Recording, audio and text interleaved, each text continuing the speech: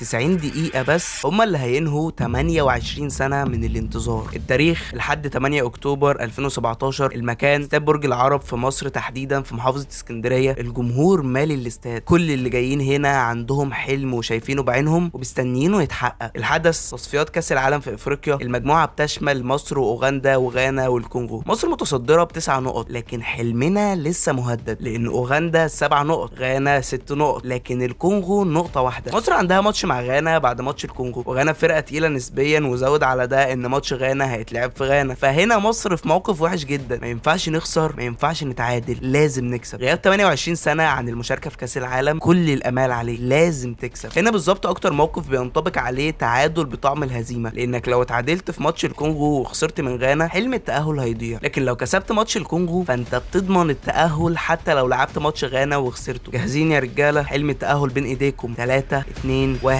والحكم صفر.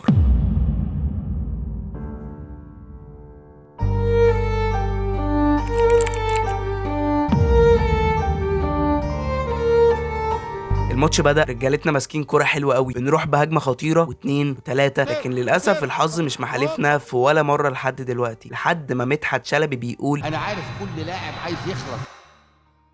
وده بالظبط بيلخص كلام كتير جدا، بيلخص حالة التوتر والخوف اللي في قلوب رجالة منتخب مصر. على النقيض الكونغو مش فارقين معاهم اصلا، لانهم كده كده معاهم نقطة واحدة وطالعين من التصفيات من بدري. الهجمات بتكمل، كل ما الوقت بيعدي الخوف من التعادل السلبي بيزيد، الهجمات بتكتر. ما شفناش منتخب الكونغو خالص، بس ده مش معناه ان التعادل السلبي مش مسيطر على اللقاء، لحد ما تيجي الدقيقة 23 وتيجي اخطر هجمة لمنتخب مصر، لكن الحظ لسه مش محالفنا. والمصيبة ان في اواخر الشوط الاول بدأنا نشوف منتخب الكونغو وهو بيرجع بهجمات مرتده. تيجي الدقيقه 45 ويجي معاها صفاره اخطر فاول في المباراه، بيتقدم علشان يلعبوا محمد صلاح علشان ينهي الخوف والرعب ويطمن 100 مليون مصري اللي ايديهم على قلبهم، لكن للاسف بتيجي في متناول الحارس وبيقدر يمسكها بسهوله، وينتهي الشوط الاول بالتعادل السلبي.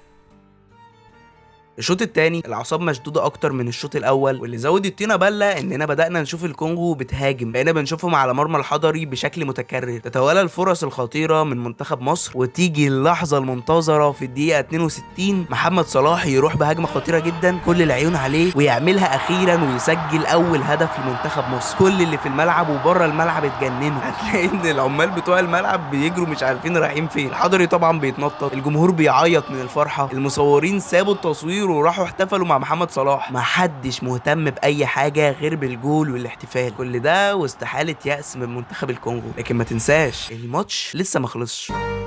من ساعة الجول الأول ومنتخب مصر وقع في حفرة الغرور، وبدأ الحماس يقل بدل ما يزيد، الهجمات قلت بشكل ملحوظ، لكن بتيجي الفرصة اللي هتموت اللقاء في الدقيقة 78، لكن للأسف بتتصد. كل ده يعدي لحد الدقيقة 86، وأخيرا اللقاء قرب يخلص. كل دقيقة بتعدي بتطمن قلوب المصريين، لكن بتحصل الحاجة اللي ما كانش حد مجهز لها، والكونغو بتروح بهجمة خطيرة وتجيب هدف التعادل، الهدف اللي هيموت كل حاجة، الهدف اللي جنن الناس وزرع الإحباط في قلوب 100 مليون مصري بيتابع الماتش. الناس بدأت تعيط، تقدر تشوف الكسرة والقهرة في قلوب كل اللي في الملعب. هنا هنقف شوية ونرجع بفلاش باك يوم 15 اكتوبر 2013، تحديدا في مدينة كوماسي في غانا، في لقاء صعب بين مصر وغانا بعد ما وقعت معاها في قرعة المرحلة الفاصلة في تصفيات كأس العالم. بعد ما مصر كسبت كل ماتشات دور المجموعات وعملت أداء جبار، يبدأ الماتش بالفعل، لكن في الدقيقة الرابعة جيان بيجيب أول جون في اللقاء اللي الناس كانت متوقعه له ان النتيجة هتكون متقاربة والفريقين هيعملوا أداء جبار، لكن هدف جيان قتل اللقاء بدري جدا. وبالفعل بدأنا نشوف غانا بتهاجم هجمات خطيرة جدا، بتقول كلام مبدئي عن ان غانا هتكتسح الماتش ده، وبالفعل ده بيحصل، وبتتوالى الهجمات على مرمى اكرامي، لكن زي ما توقعت منتخب مصر كعادته ما سكتش، وبدأنا نشوف لقاء جبار بعد ما اللعيبة فاقت، وبالفعل يحصل الحدث اللي مستنيينه، ويجي الحل مع وائل جمعة وبيجيب اول هدف لمنتخب مصر بس فينا، ويبقى الناتج 2-0 لغانا، وبتتوالى الاهداف على مرمى منتخب مصر، وللاسف خسرنا 6-1، حتى الهدف الوحيد اللي جابه ابو تريكة كان من ضربة جزاء. هو الفريم ده، الصورة دي فيها بطل كبير ومشروع بطل صغير بيشق طريقه، الصورة المشهورة اللي فيها ابو تريكة بيواسي محمد صلاح وبيقول له انت اللي جاي. وقتها اوريدي محمد صلاح كان مكسر الدنيا في بازل، وبعد بازل راح تشيلسي، فيورنتينا، روما، ليفربول، واخده كمسكنه الجديد وكسر الدنيا هناك. والقصة بتاعت الاحتراف اللي انت عارفها، كسر كمية ارقام مهولة وبقى النجم الاول لمنتخب مصر وقتها، ورجع شغف الكرة تاني لمصر كلها. تخيل بقى اللعيب ده، اللعيب اللي المنتخب كله معتمد عليه، يقع على الارض في مشهده الشهير، ولما يقوم يبتدي يعيط وينهار من كتر الحزن على الحلم اللي كان في ايده وضاع منه مره واحده. اللعيب اللي معتمدين عليه اللعيبه كلها وبياخدوا منه الامل والطاقه بينهار قدامهم ومش متمالك اعصابه اطلاقا. اللعيبه واقفه في مكانها مش مصدقه اللي حصل، لكن للاسف التايمر ما بيقفش وبيكمل عد، ويتبقى 3 دقايق بس على نهايه الماتش، 180 ثانيه على خيبه الامل. لكن في وسط الحزن واليأس ده كله بتترفع كرة عاليه وبسببها ضربة جزاء، ضربة جزاء، الله اكبر، الله اكبر، الله اكبر. الاعصاب بتتشد اكتر، نبضات القلب صوتها بيعلى. صلاح بيبص للكوره كانه بيقول لها ما تخذلنيش، لكن مره واحده هوبا، الله الله الله يا بلادنا، الله الله يا بلادنا، الله الله يا بلادنا، الله الله يا بلادنا، الله الله اكبر، الله اكبر، الله اكبر، الله اكبر، الحمد لله، الحمد لله يا رب.